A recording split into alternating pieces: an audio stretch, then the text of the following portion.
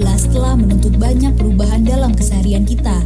Dari keharusan mencuci tangan yang rajin, etika batuk dan bersin, hingga belajar dan bekerja di rumah, serta menghindari keramaian. Dengan banyaknya perubahan ini, ditambah ketidakpastian dan suasana yang mencekam, wajar untuk merasa resah, bingung, cemas, takut, bahkan marah. Namun di saat seperti ini, penting untuk kita menjaga kesehatan, baik fisik maupun mental. Stres dan perasaan negatif berlebihan dapat berakibat buruk pada daya tahan tubuh, membuat kita jadi lebih mudah sakit. Maka itu, selain terus berupaya menerapkan pola hidup sehat, kita juga perlu menjaga mental kita. Beberapa anjuran yang dapat dilakukan untuk menghindari stres dalam situasi pandemik. 1. Jaga jarak fisik, tapi jangan putus silaturahmi. Saat ini kita memang dianjurkan untuk menjaga jarak fisik atau physical distancing untuk menghindari percikan batuk atau bersin yang berpotensi membawa virus. Akan tetapi, menjaga jarak fisik bukan berarti mengisolasi diri secara sosial. Kita dapat terus menjalin silaturahmi dengan memanfaatkan teknologi seperti sambungan telepon dan video call, saling bertukar pesan, atau melalui media sosial. Anda pun tetap boleh bertukar sapa atau mengobrol dengan tetangga dan orang di sekitar. Tapi hindari kontak fisik seperti bersalaman, berpelukan, mencium tangan atau pipi, dan jaga jarak 1-2 meter saat berinteraksi. 2. Batasi konsumsi berita atau informasi. Apabila Anda mulai merasa stres berlebihan setelah menonton, membaca, atau mendengar berita mengenai pandemi COVID-19, maka sangat dianjurkan untuk membatasi konsumsi informasi. Caranya antara lain, jangan habiskan waktu Anda di depan televisi atau membaca media sosial sepanjang hari.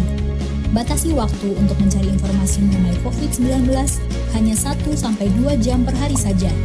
Hindari akun, sumber informasi, atau jenis berita yang meresahkan. Fokus pada informasi yang positif dan berguna bagi Anda dan keluarga. 3. Cari informasi dari sumber yang terpercaya. Utamakan sumber yang memang memiliki otoritas dalam permasalahan ini. Agar tidak termakan hoax, berita bohong, atau misinformasi yang menyesatkan, upayakan untuk selalu mengecek informasi yang Anda dapatkan pada sumber terpercaya. Misalnya, website resmi gugus tugas COVID-19, website resmi penanggulangan COVID-19 milik Pemda setempat, atau hotline center Corona. Jangan mudah percaya pada informasi yang tersebar di media sosial atau platform chatting bila tidak memiliki sumber yang terpercaya atau bersifat opini dan rumor. Hindari juga menyebarkan informasi yang belum dicek kebenarannya, agar tidak menyebabkan kepanikan. 4. Alihkan perhatian dan energi Anda pada aktivitas yang menenangkan diri.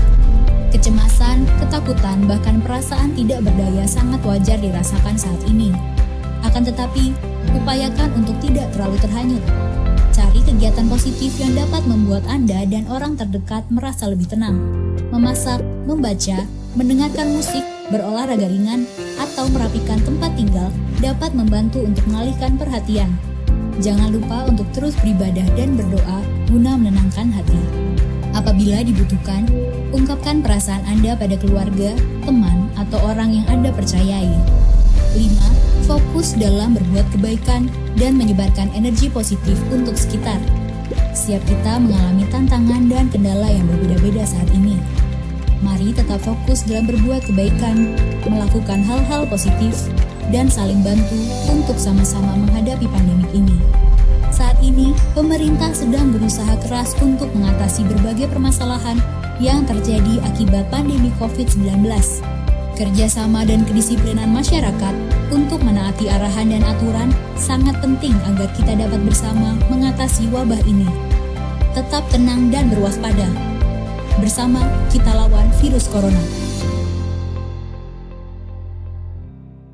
Halo pemirsa, apa kabar Anda saat ini? Kembali lagi bersama saya di program Tokoh Kita. Dan kali ini spesial sekali karena saya akan berbincang dengan salah satu tokoh yang kita sudah tidak asing lagi. Meskipun di tengah wabah COVID-19 ini, namun silaturahmi kita masih terus tetap terjalin. Dengan kondisi, meskipun himbauan pemerintah kita harus melaksanakan yang namanya physical distancing. Kali ini saya akan mengajak Anda berbincang bersama dengan Gimnasiar yang saya sudah terhubung melalui sambungan media yang saya gunakan saat ini. Apa kabar, Agim? Ya, waalaikumsalam warahmatullahi wabarakatuh. Baik-baik. Ya, Alhamdulillah. assalamualaikum sebelumnya ya, A, ya. Ya, Walaupun dengan kondisi saat ini kita sudah mengikuti anjuran pemerintah, ya, sudah ada social distancing, kemudian physical distancing, tapi alhamdulillah silaturahmi kita tidak terputus ya, ya. ya Allah sudah menyediakan berbagai sarana karena silaturahim itu intinya dari hati.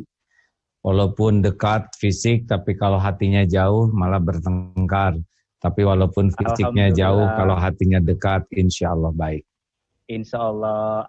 Sebelumnya saya mau bertanya dulu nih terkait dengan kita sekarang sudah melakukan himbauan pemerintah yang namanya social distancing, kemudian physical distancing, bahkan kita ini melaksanakan karantin sendiri di rumah begitu ya.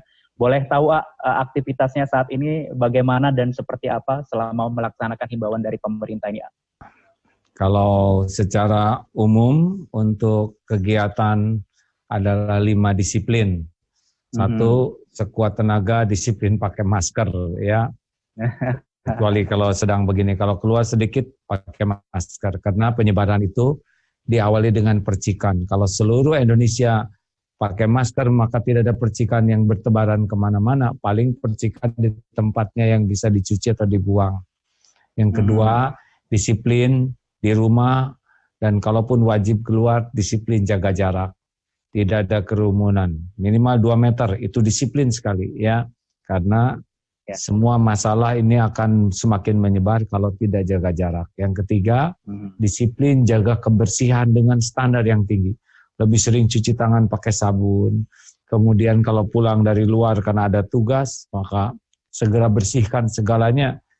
Pakaian maupun tubuh ini sebersih-bersihnya. Rumah pun senantiasa berusaha bersih dengan standar yang tinggi.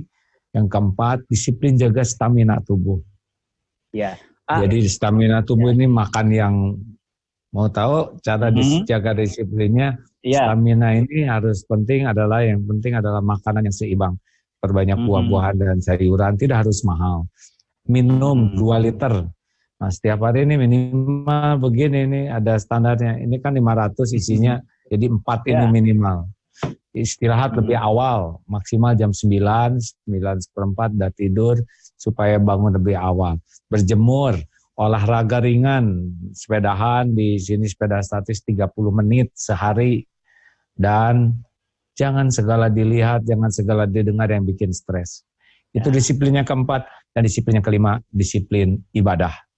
Nanti kita bahas ya. Ya, siap. Di program Tokoh Kita ini banyak yang sudah mengenal sosok Agim seperti apa begitu ya. Tapi mungkin warga Indonesia maupun Jakarta ingin mengenal lebih dalam daripada sosok Agim ini. Boleh bercerita sosok dari kecil ataupun dulu kecilnya beraktivitas di mana, kemudian perjalanan hingga sampai saat ini bisa berdakwah tuh bagaimana? Silakan. Anak seorang guru awalnya. Ayah seorang pemuda desa, lalu kuliah di Bandung, lalu menikah dengan anak ibu kosnya, lalu tahun 62 Januari lahirlah AA. Waktu itu ayah saya masih sebagai guru. Tahun 66 ayah masuk tentara. Jadi seorang perwira tentara angkatan darat dan mulailah jadi anak prajurit. Nah, jadi itu penting sekali.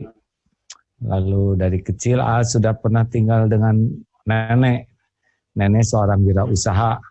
Jadi ada pengalaman dididik guru, pengalaman dididik disiplin karena seorang prajurit, disiplin di pengalaman dididik wirausaha karena nenek seorang wirausaha. Dan itu membentuk sekali dalam kehidupan saat ini. Begitulah.